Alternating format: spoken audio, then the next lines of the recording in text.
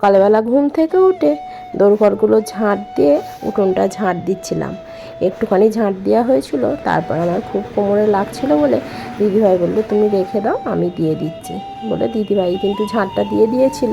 আর তারপর কিন্তু আমি গা কাপড়টা ধুয়ে ঠাকুরতলা ধুয়ে চলে এসেছি একেবারে রান্নাঘরে। আর কালকে যেহেতু রুটি হয়েছিল, আর গ্যাসের এখানটা না কালকে রাত্রিরে মোছা হয়নি, অনেকটাই রাত্রির হয়ে গেছিলো, আর মোছা হয়নি বলে আর কীরকম নোংরা হয়েছিল দেখলে। আর ওই জন্য কিন্তু গ্যাসটা মুছে নিলাম। আর গ্যাসটা এমনিতেই রোজ দিন সকালবেলা মোছা হয়, মুছে নিয়েই তারপর রান্না চাপাই। এর উপর দিয়ে কী না কি যায় তার ঠিক নেই, ওই জন্য রান্না করার আগে কিন্তু আমি মুছেই নিই। আর দেখো আমি কিন্তু ভাতটাও চাপিয়ে দিলাম। ভাতটা চাপিয়ে দিয়ে আজকে করব টকের ডাল, ওই জন্য মসুর ডালটা ধুয়ে নিয়েছি আর আমড়াগুলোও কিন্তু দিয়ে দিলাম। আর আজকে একটু ডাঁটা আলুর তরকারি করবো ভাবছি। ডাঁটা আলুর তরকারির সাথে দেখবে টকের ডালটা খেতে খুব ভালো লাগে। আর সোনা তো টকের ডাল খায় না, সোনার জন্য করতে হবে মসুর ডাল। শুভ সকাল আমার প্রিয় বন্ধুরা, কেমন আছো তোমরা? আশা করি তোমরা যে যেখানে আছো সবাই খুব ভালো আছো। তোমাদের ভালোবাসার আশীর্বাদে আমরাও কিন্তু বেশ ভালো আছি। পিঙ্কু সিম্পল লাইফস্টাইলের আমি পিঙ্কু, আমার চ্যানেলের আরও একটি নতুন ভিডিওতে তোমাদের জানাই অনেক অনেক ভালোবাসা আর অনেক অনেক স্বাগত। আজকের দিনটা হচ্ছে সোমবার, আর ঘড়িতে এখন বাজে 6:30। এখন থেকেই তোমাদের নিয়ে আজকের ভিডিওটি শুরু করছি। আশা করছি ভিডিওটি তোমাদের খুব ভালো লাগবে। স্কিপ না করে পুরো ভিডিওটি জুড়ে থাকার অনুরোধ রইল। আর দেখতেই পেলে ভাতও চাপিয়ে দিয়েছি, আজকে করবো টকের ডাল, ওই জন্য আমাদের ডালটা কিন্তু সিদ্ধ চাপিয়ে দিয়েছি। আর ফ্রিজ থেকে তো মাছটা বার করে নিলাম, মাছটা বার করে কিন্তু জল দিয়ে রেখে দিয়েছি। এবার কিন্তু সবজি কাটবো, চলো আজকে রান্না করি দেখি। আর তোমার দাদাভাই তো কালকে এই যে ডাঁটা নিয়ে এসেছিলো, তোমরা কী কী সবজি নিয়ে এসেছিলো সেগুলো দেখাই তোমাদের ঘরে। আর আমি ডাঁটা আলুর তরকারি, টকের ডাল আর মাছের ঝাল করবো, আর একটু আমি ওগুলো সিদ্ধ করবো ভাবছি। চলো কী সবজি নিয়ে এসেছিলো তোমাদের ঘরে একবার দেখাই। এই দেখো ডাঁটা, গাজর, কাঁচকলা,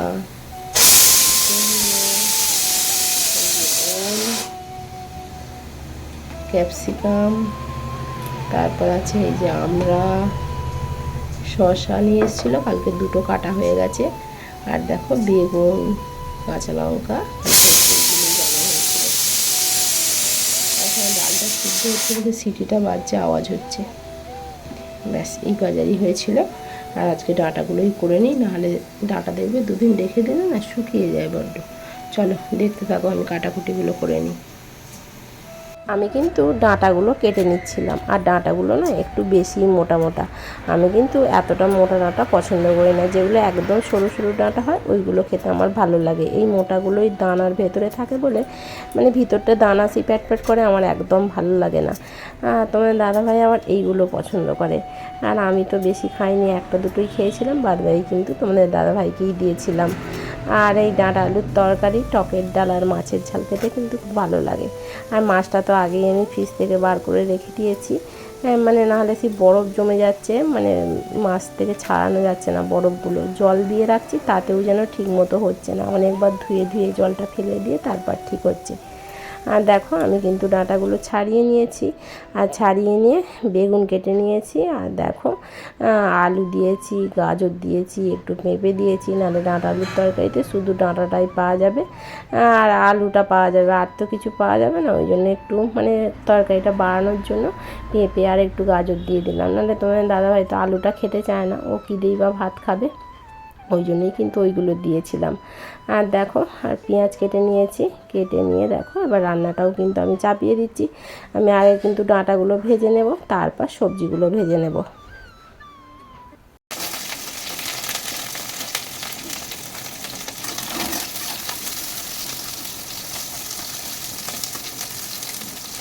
ডাঁটাগুলো ভাজতে বসিয়ে দিয়ে, আর এদিকে দেখো প্রেশারেও ডালটাও সিদ্ধ হয়ে গেছে, আর আমড়ার সাথে ডালটা আমি একটু ভালো করে নেড়ে নিয়ে তারপর কিন্তু ঢেলে নেব।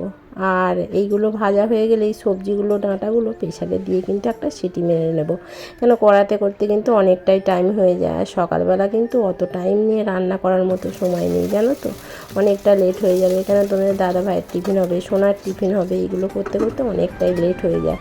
ওই জন্য এইগুলো ভেজে একটা সিটি মেরে নেব, নিয়ে তারপর কিন্তু গ্যাসটা অফ করে আর প্রেশারের হাওয়াটা বার করে নেবো, না হলে কিন্তু আমার ডাঁটাগুলো বেশি ঘেঁটে যাবে। এইদিকে তো আমি তরকারিটা করে নিয়েছিলাম, আর এইদিকে মাছটাই কিন্তু নুন হলুদ মাখিয়ে নিলাম জল থেকে তুলে নিয়ে। এবার কিন্তু মাছগুলো আমি ভেজে নেব।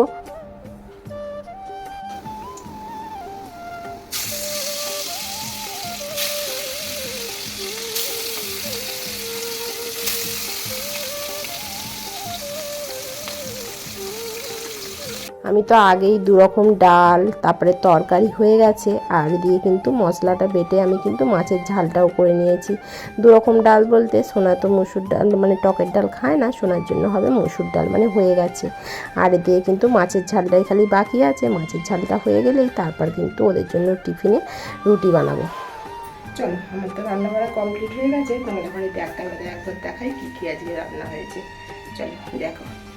আজকে রান্না হয়েছে দেখো, ডাঁটা দিয়ে আলু দিয়ে তরকারি হয়েছে, টকের ডাল হয়েছে, এটা আমার আর তোমাদের দাদাভাইয়ের জন্য, আর সোনার জন্য হয়েছে মসুর ডাল, সোনা তো টকের ডাল খায় না, আর হয়েছে মাছের ঝাল। দেখতে পাচ্ছ? এবার টিফিন হবে, ওই জন্য এগুলো তো মাছের সব ঠেকাঠেকি ছিল, ওই জন্য দেখো সব বার করে দিয়েছি মেজে। তারপর এখানে কিন্তু রুটিটা করব। এই যে বলো, তাহলে দেখতে থাকো। আমি টিফিনটা তৈরি করে নিই। সোনা চান করতে চলে গেছে, তোমার দাদাভাই চান করতে চলে গেছে। দেখতেই পাচ্ছ দৌড়ে একটা খালি ডিশ আর বাটি পড়ে আছে।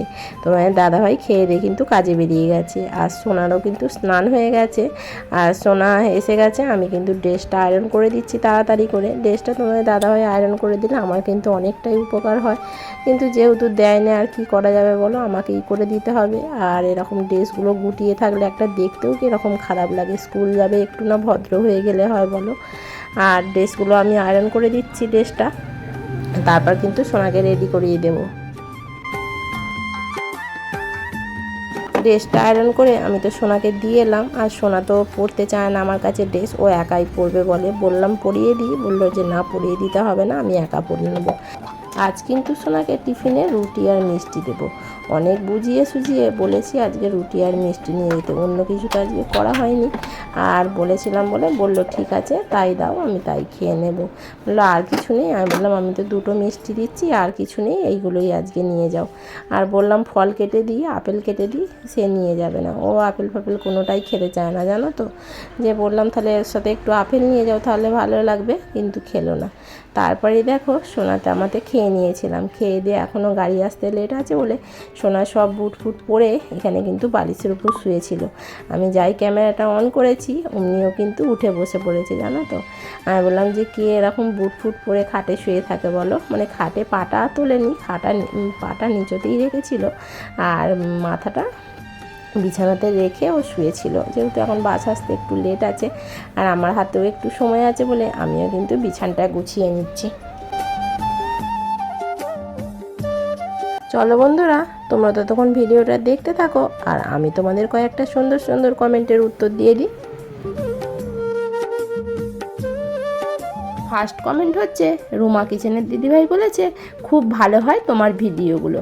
থ্যাংক ইউ সো মাচ গো দিদিভাই, তোমাকে এত সুন্দর একটা কমেন্ট করার জন্য। এমবি কিচেন নানান ব্যঞ্জনের দিদিভাই কমেন্ট করেছে লাইক দিয়ে শুরু করলাম, সোনা বাবাকে ভালোবাসা। থ্যাংক ইউ সো মাচ গো দিদিভাই এত সুন্দর একটা কমেন্ট করার জন্য। বিছানটা গুছাতে গুছাতে সোনার গাড়ি চলে এসেছিলো, সোনাকে গাড়িতে তুলে দিয়ে এসে তারপর দেখো আমি কিন্তু বাসনগুলোও ধুয়ে নিচ্ছি, আর বাসনগুলো ধুয়ে কিন্তু রান্নাঘরটাও পরিষ্কার করে মুছে নেব।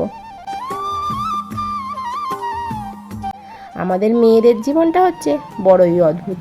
যেই বাড়িতে ছোট থেকে বড় হলাম সেই বাড়িটাই এখন পর হয়ে গেছে, আর যেই বাড়িতে বেশ কিছুদিন ধরে আছি, বেশ কিছুদিন মানে আমার হয়ে গেল 9 বছর, সেই বাড়িটাই এখন আপন হয়ে গেছে। এই বাড়ি ছেড়ে আর যেতে কোথাও ইচ্ছা করে না। মেয়েদের জীবনটা হচ্ছে জলের মতো, যেই পাত্রে রাখবে সেই পাত্রের আকার ধারণ করবে। যেই সংসারেই যাক না কেন সেই সংসারটাকেই কিন্তু মানিয়ে গুছিয়ে নিতে পারে। আমার মা ঠাই বলছে যে এসে দুদিন থাকতে, জানো তো। এবার সোনার পড়া আছে, সোনার স্কুল আছে, এইসবগুলো আছে, আর সোনার সামনেই এক্সাম আছে, ওই জন্য যেতে পারছি না। আর তোমার দাদাভাইকে একা ছেড়ে কোথায় যাব বলো, আমার তো কেউ নেই, শাশুড়ি মা নেই, কেউ নেই। তোমার দাদাভাই রান্না করেও খেতে পারে না, তোমার দাদাভাইকে রেখে আমি কোথাও যেতেও পারি না। আর আমার যেতে আর ইচ্ছাও করে না জানো তো। বিয়ের প্রথম মানে খুব ইচ্ছা করতো যে মায়ের বাড়ি যাই, মায়ের বাড়ি যাই। এখন যেন আস্তে আস্তে সেই ইচ্ছাটাও নষ্ট হয়ে যাচ্ছে জানো তো, আবার ইচ্ছা থাকলেও আবার উপায় থাকে না, সেই হিসাবে আর যাওয়াও হয়ে ওঠে না। দেখো তোমাদের সাথে কথা বলতে বলতে আমার কিন্তু রান্নাঘরের বাসন মাজা হয়ে গেছে, রান্নাঘর মুছে নিয়েছি, বেসিনটাও ধুয়ে নিয়েছি। আর এদিকে দেখো বালতির নোংরাগুলো পুকুরের ওপারে ফেলে দিয়ে এসে আমি কিন্তু বালতিগুলোও পরিষ্কার করে ধুয়ে নিচ্ছি। তারপরের কমেন্টে সুমাইয়া কবির নামে একজন দিদিভাই বলেছে, দারুণ ভিডিও দিদিভাই, দেখে নিলাম সবার প্রথম। থ্যাংক ইউ সো মাচ গো, এইভাবেই আমার পাশে থেকো। সাইদা খাতুন নামে একটা দিদি বা বনু যেই হোক কমেন্ট করেছে, খুব সুন্দর হয়েছে দিদিভাই, তোমাকে অসংখ্য অসংখ্য ধন্যবাদ এত সুন্দর একটা কমেন্ট করার জন্য। বালতিগুলো তো মেজে ধুয়ে রেখে গেলাম, তারপরে কিন্তু ঘর মোছার জলটা নিয়ে চলে এলাম। এসে কিন্তু দেখো আমি কিন্তু ঘরগুলো এবার মুছে নিচ্ছি পরিষ্কার করে। মালতী ভিলেজ লাইফের দিদিভাই বলেছে, খুব সুন্দর ভিডিও দিদিভাই, খুব ভালো লাগলো, তোমাকে অসংখ্য অসংখ্য ধন্যবাদ এত সুন্দর একটা কমেন্ট করার জন্য। তোমরা যে সবাই এত সুন্দর সুন্দর কমেন্ট করো, এই কমেন্টগুলো পড়তেও কিন্তু আমার খুব ভালো লাগে জানো তো। আর দেখো ঘর দোয়ারটা মুছে নিয়েছি, মুছে নিয়ে তোমার দাদাভাই কালকে লেবু আর আপেল নিয়ে এসেছিলো। এখান থেকে 3টে লেবু কাটা হয়েছে আর 3টে আপেলও কিন্তু কালকে কাটা হয়েছিল, খাওয়া হয়েছিল আমাদের। আর কয়েকটা ছিল, সেগুলো ফিনে গাছ থেকে তো বার করা হয়নি, আমি কিন্তু এখন বার করে ফলের চুবড়িটাতে রেখে দিচ্ছি। আর সোনা কিন্তু এই লেবুগুলো রস বার করে দিলে তবেই খাবে, যদি কেটে দিই এমনি খেতে চায় না। আর তারপরেই দেখো আমি কিন্তু স্নান করে চলে এসেছিলাম। আজ কিন্তু আকাশে বেশ রোদ আছে, জামা কাপড়গুলো তো ছাদে দিয়ে এলাম, দিয়ে এসে তারপর কিন্তু আমি চুলটা আঁচড়ে সিঁদুরটাও পরে নিচ্ছি। আর আজকে কিন্তু দেখো এই নাইটিটা নতুন পরেছি, এই নাইটিটা তো তোমাদের ঘরে দেখিয়েছিলাম, এই নাইটিটার হাতা ছিল, আমি কিন্তু হাতাটা কাটিয়ে নিয়েছি। মানে নাইটিটার না একদম শেপটা ভালো ছিল না, হাতাটা যে ছোট হাতা সেটা আমার কোনোই পর্যন্ত চলে আসছে, মানে বড্ড অস্বস্তি হচ্ছিল, ওই জন্য হাতাটাকে কাটিয়ে দিয়েছি। আর তারপরে দেখো আমি কিন্তু ঠাকুরের সেবাটাও দিয়ে নিচ্ছি। ঘরের ঠাকুরের সেবাটা দিয়ে আমি চলে এসেছি হরিতলায়, হরিতলার ঠাকুরের সেবাটা দিয়ে এখন কিন্তু এবেলার মতো কাজ মোটামুটি শেষ হয়ে গেছে, এখন আর কিছু কাজ নেই, এবার কিন্তু একটু বসে থাকবো।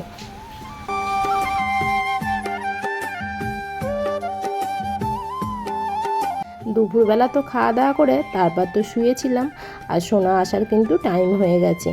আর আমি দেখো এদিকে লেবুগুলো কেটে নিয়ে এলাম, নিয়ে এসে কিন্তু রস বার করছি। ও না দাঁতে করে কামড়ে একদম খেতে চায় না, ও খালি বলে আমার মুখ কুটকুট করছে, আমার মুখে লেগে যাচ্ছে, ওই জন্য ভাবলাম যে একবারে রসটা করে রাখি, এসে তাহলে খেয়ে নিতে পারবে। আর সোনা কিন্তু কোনো ফলটাই খেতে চায় না, মানে জোর করে করে খাওয়ানো, যে নিজে থাকতে একটা কোনো জিনিস পছন্দ করে খাওয়া, সেই জিনিসটা পছন্দ করে না। তবু পেয়ারাটা অল্প হলেও পছন্দ করে, আর বাদ বাকি কোনো ফলই পছন্দ করে না। আপেলটা তো কালকে কত বলে বলে তাও গোটা খোলা ছাড়িয়ে দিলাম, তারপর ও খেয়েছিল। আর দেখো জুসটা বার করা হয়ে গেছে। তারপরে কিন্তু সোনা স্কুল থেকে চলে এসেছিলো, আর তারপর কিন্তু সোনাকে আমি জুসটা দিয়ে দিলাম। ধরো আঙ্গুলটা ধরো, খাও না আগে।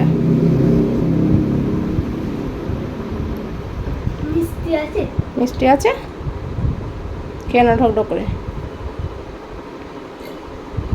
আর দাঁত নেই তোমার? তোমার দাঁত নেই? তুমি দাঁত দিয়ে খেতে পারো না? বাড়ি তুমি খাও দাঁত দিয়ে। তুমি কালকে কি করলে বলো? কালকে কি বললে? আমার মুখে লেগে যাচ্ছে, আমার এখানে লেগে যাচ্ছে, আমি খাবো না বলে খেয়েছিলে? আগে বলো। তাহলে সেটা বলো। জুস করে দিলে ঢক ঢক করে খাওয়া হয়ে গেল। দাও দাও, ভেঙে যাবে, দাও গ্লাসটা দিয়ে দাও আমাকে।